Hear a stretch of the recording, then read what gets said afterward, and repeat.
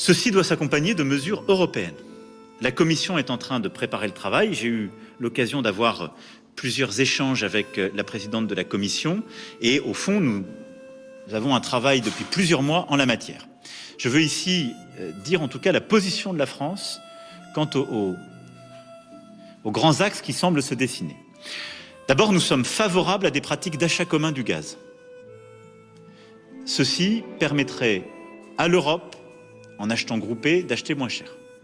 Et donc nous continuerons d'agir, et je crois que pouvoir dire que le chancelier Scholz partage cette vision, nous en avons parlé un instant, donner et de manière concrètement d'agir en fonction de ce que nous avons acté au niveau européen.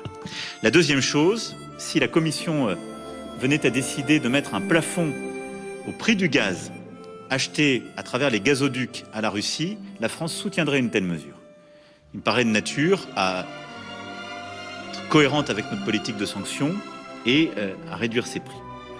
La troisième chose, c'est que nous défendons un mécanisme de contribution européenne à l'égard, qui serait demandé donc aux opérateurs énergétiques pour ceux dont les coûts de production sont très inférieurs au prix de vente sur le marché.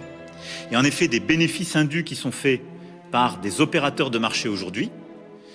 Et la bonne approche, c'est qu'une contribution leur soit demandée au niveau européen. Cette contribution pourrait ensuite être reversée aux États membres pour financer leurs mesures nationales ciblées.